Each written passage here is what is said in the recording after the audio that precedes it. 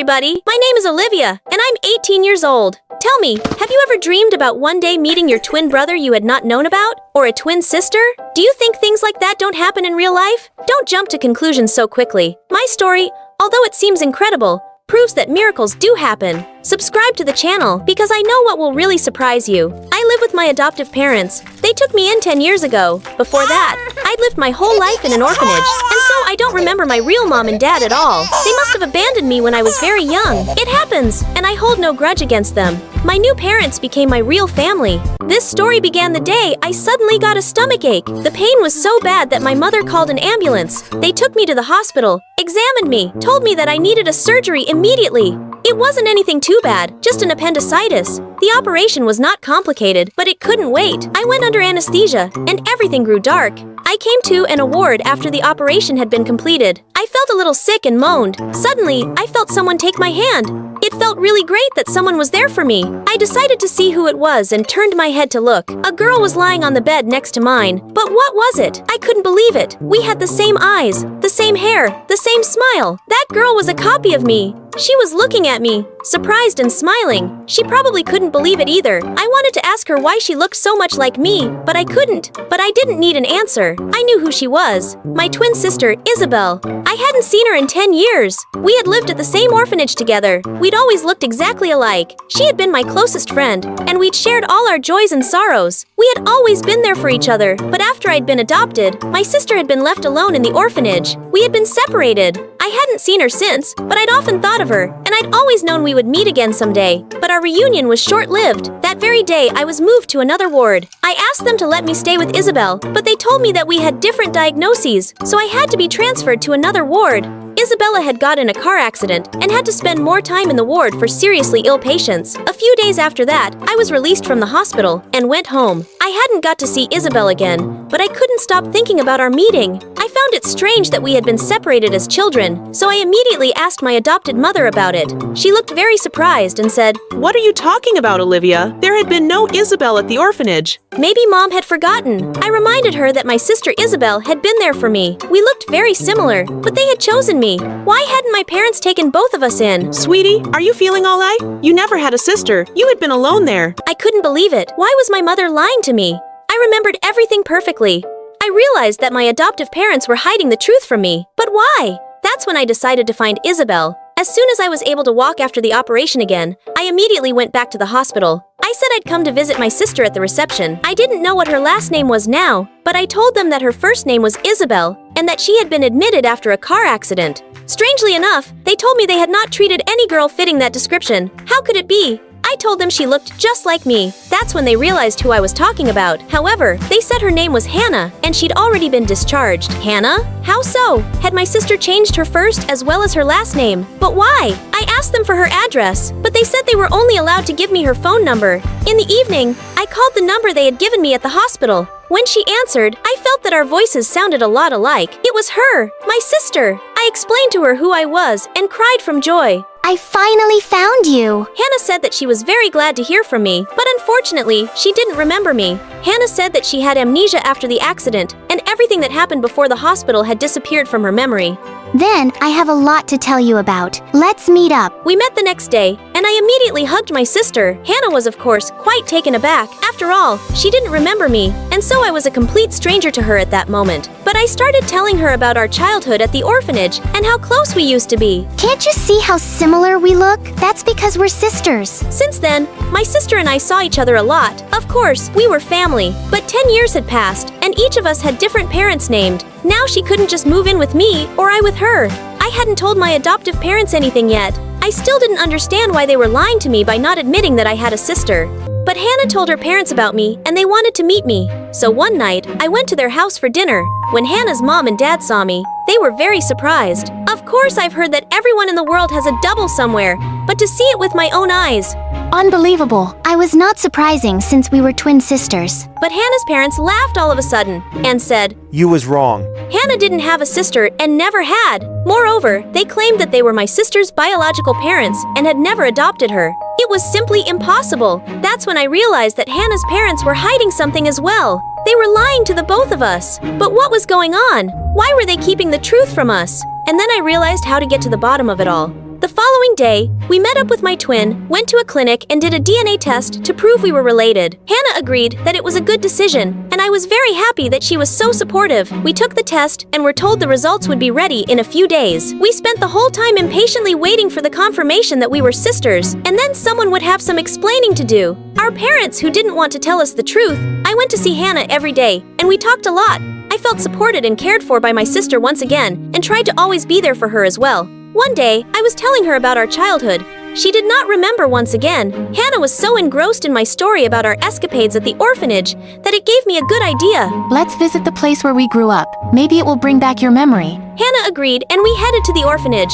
It hadn't changed at all in 10 years. I hadn't been there. It looked the same as it had the day I left, only the children were different. We met the head of the orphanage, Mr. Williams. He didn't even recognize me at the beginning, but when I told him who I was, he smiled and said, Olivia, it can't be. Look how you've grown. I showed him Hana and asked if he'd remember my sister. I told him she used to be called Isabel, and we had grown up together in that orphanage. But suddenly, the smile disappeared from his face. He looked at me anxiously and said we should talk in his office. Only me and him. I felt a little scared. What did Mr. Williams want to tell me about? But I went with him after all. In the office, he sat me down in front of his desk and told me I was wrong. I never had a real sister. What do you mean, never had a sister? I remember her very well.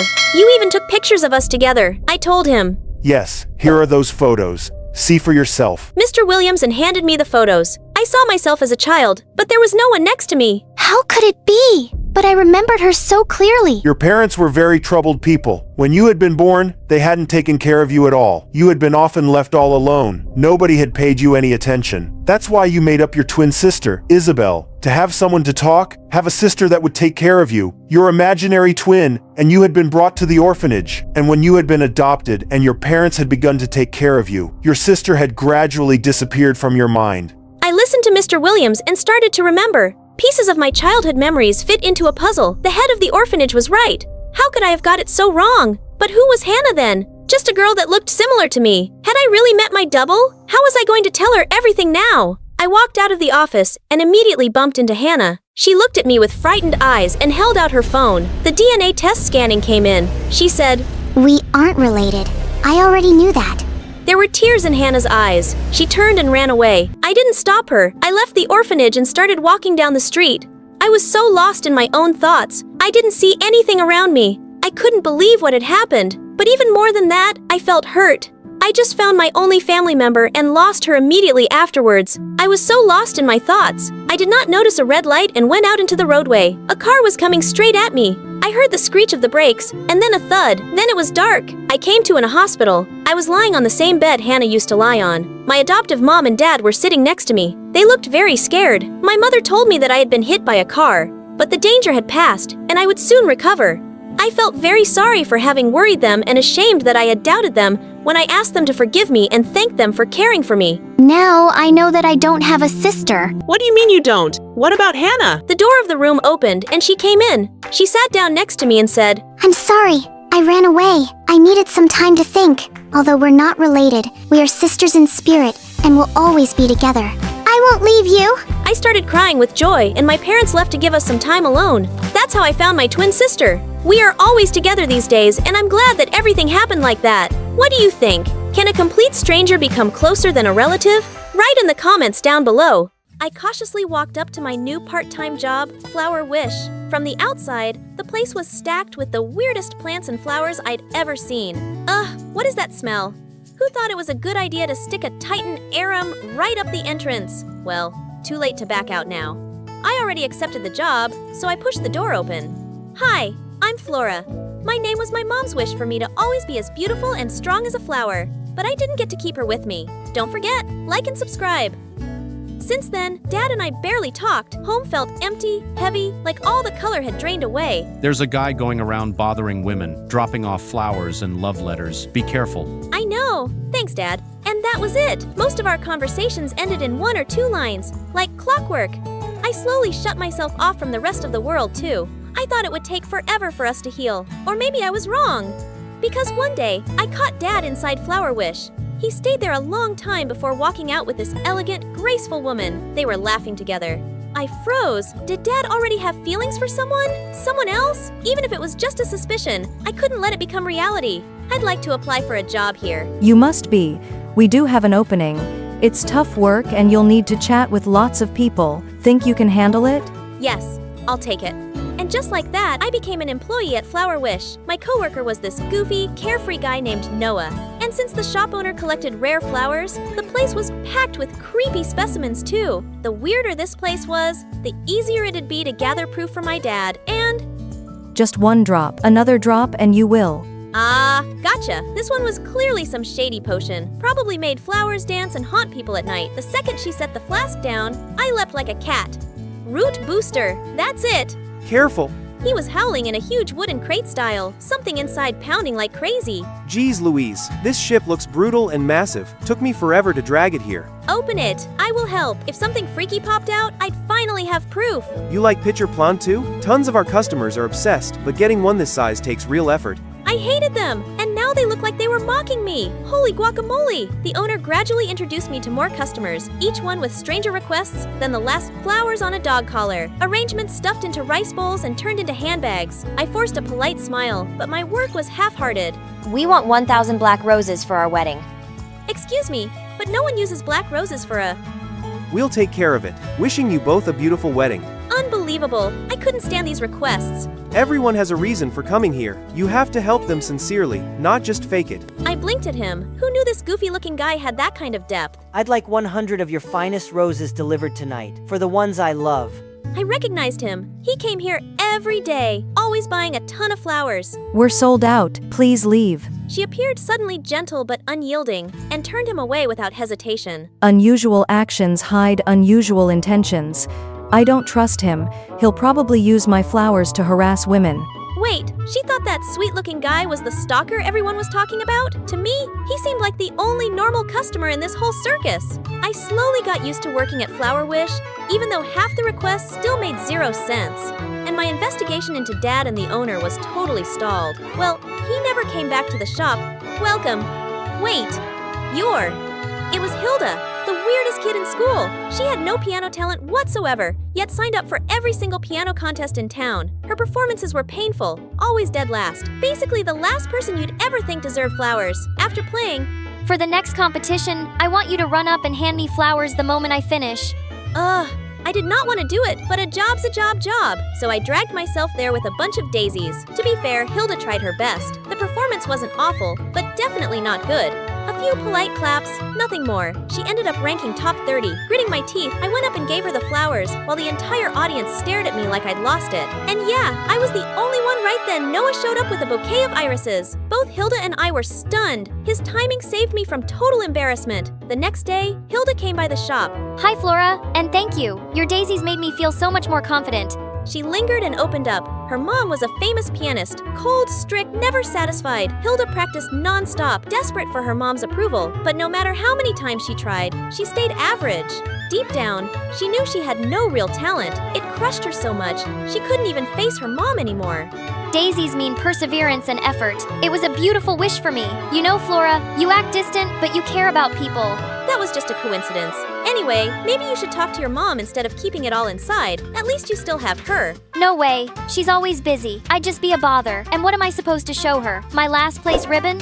Those irises, yesterday, they were actually from a customer for her daughter. In flower language, irises mean I'm always proud of you. I suddenly remembered the woman from the audience. She watched Hilda's whole performance, clapped quietly, but never went up. Maybe some people just didn't know how to show love. Maybe I should go see my mom. Yeah, I had a feeling she'd be back soon, this time with her mom beside her. Feels good, doesn't it? Opening up and actually helping people. I'm just doing my job, but it wasn't bad. Day by day, I grew closer to the owner and Noah, until I felt like part of Flower Wish. A client needs a big order delivered late tonight. Noah and I will handle it. You stay and watch the shop. Her phone rang, cutting her off. She grabbed it in a rush. I've got something urgent. We'll talk later. But even in that split second, I saw the caller ID, Dad! So that was why he never came back here. He knew I was working here, so they were meeting somewhere else. I knew it was childish, but I couldn't stop thinking about it. That night, I convinced Hilda to follow the shop owner on her delivery run. I was sure I'd catch her with Dad. I don't know, Flora. Maybe we shouldn't. Shh, this is for everyone's good. Someone's here. A man appeared behind a mask. I couldn't see his face, but everything about him screamed suspiciously. Our boss and Noah have been delivering huge orders to him for days. What if they're unknowingly helping the stalker everyone's been warning about? But the next day, when I voiced my fears, all I got were sidelong glances. We know exactly what we're doing.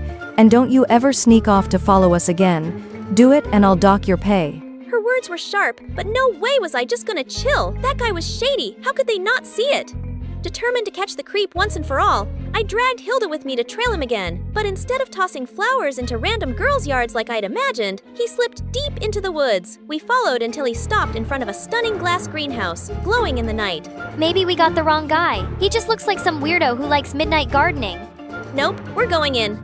We snuck inside like two black cats on the hunt. Just when I thought we'd gone unnoticed, another shadow appeared. You are? You? Dang it, you've been following me? Gonna call the cops? 'Cause I said flowers to girls. So my boss had been right. He was the stalker. You refused to sell me flowers, so I had to steal them. And now you're not leaving. He stepped closer. Who's there? Leave those girls alone. Dad? After that, the police stormed in, restrained him, and took the thief away. I couldn't wrap my head around it. Why he'd been hiding this greenhouse, why he met my boss in secret. And honestly, I was terrified of what his answers might be. Remember what we talked about? You've got to open up. I used to feel so broken after Mom was gone, but I learned to open up again, to smile. What about you, Dad? That's how my birthday ended up being celebrated. Inside that greenhouse, surrounded by golden daffodils, Mom's favorite flower. I invited the shop owner, Noah, even the regulars from Flower Wish. Golden daffodils mean to move past your sorrow, open your heart, and welcome joy. That's the wish I want to give Flora on her birthday. Happy birthday, Flora. Happy birthday, Flora. I used to stay shut away, always sad. But when I finally opened my heart, I realized joy and kindness had been all around me the whole time.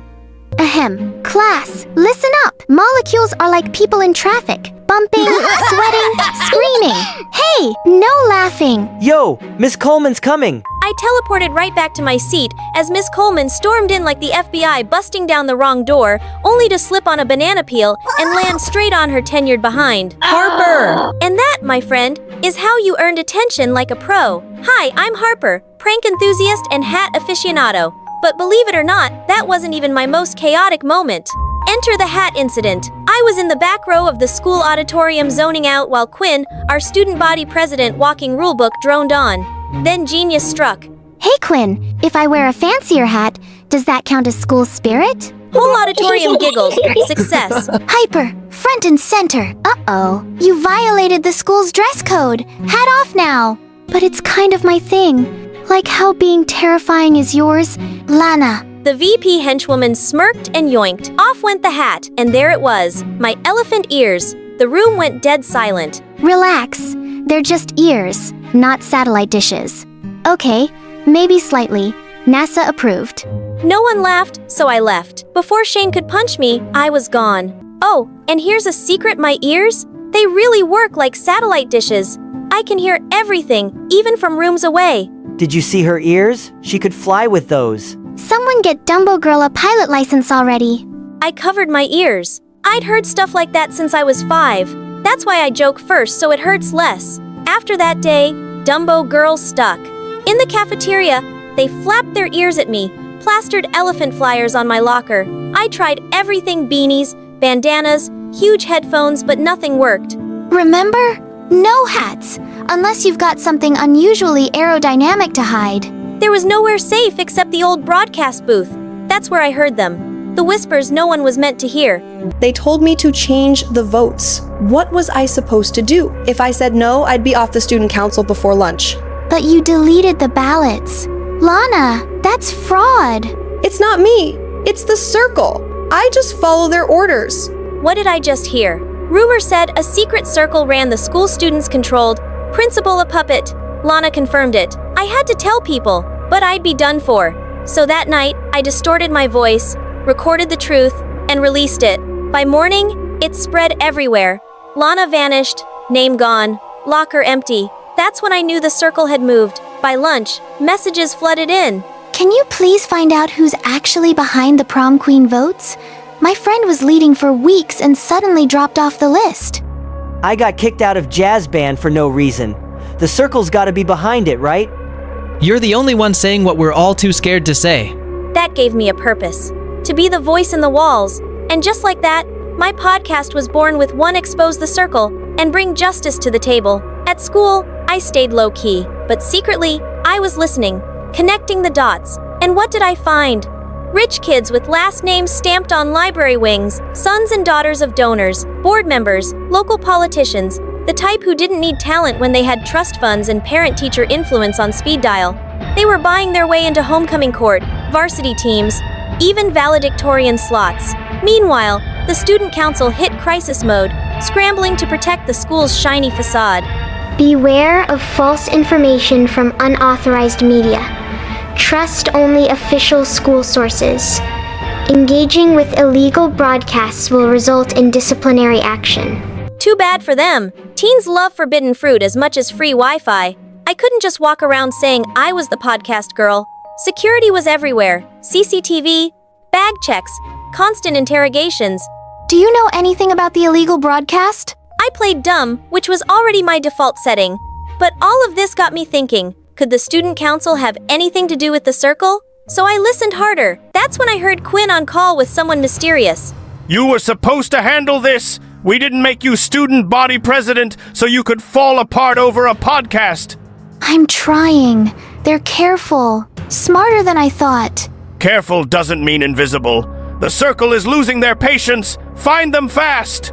There it was. Confirmation gift wrapped in guilt. That night, I dropped the news. The next day, the whole school was buzzing. Petition Step Down Quinn exploded by the final bell. Quinn, former student body president, straight A overachiever. The circle's golden girl was officially out, and I felt victorious. A few days later, I was grabbing snacks at the store when I spotted Quinn pushing a shopping cart with her grandma. But then I noticed something weird. Her grandma was clinging to a plastic dinosaur like it was the crown jewels. We can't afford that, Granny. If we get the toy, we have to skip dinner. Suddenly, her grandma broke down, crying like a child. Quinn looked lost and panicked. I almost helped, but I didn't. My ears kicked in. That's the girl with the sick grandma. Dementia, they said. Dementia isn't that thing where your brain slowly forgets everything. Memories, logic, even the people you love. I heard her parents passed away.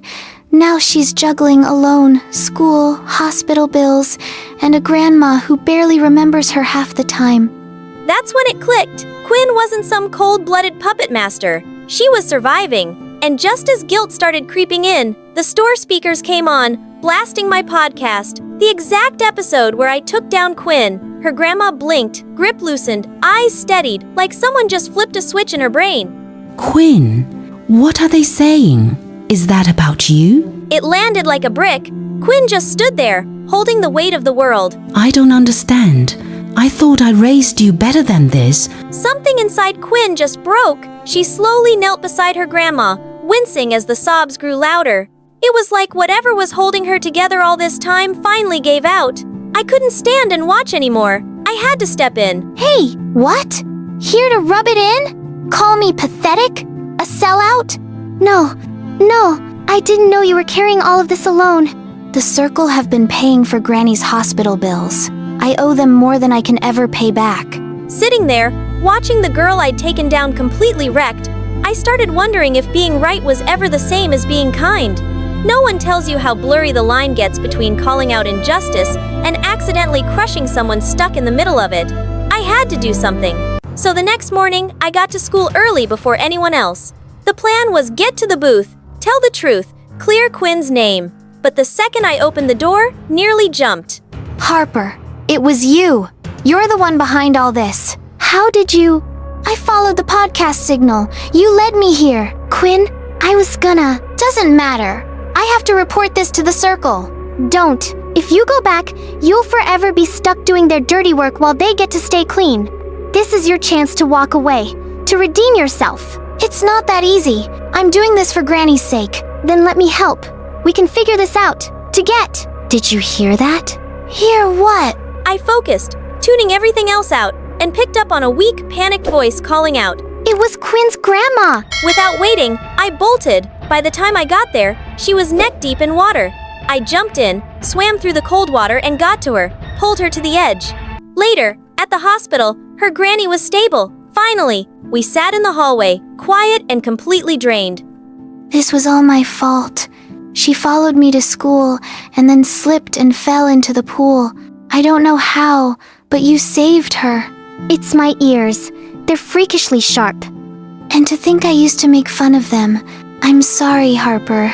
Really, I'll keep your secret. I owe you that much. So, what about the circle?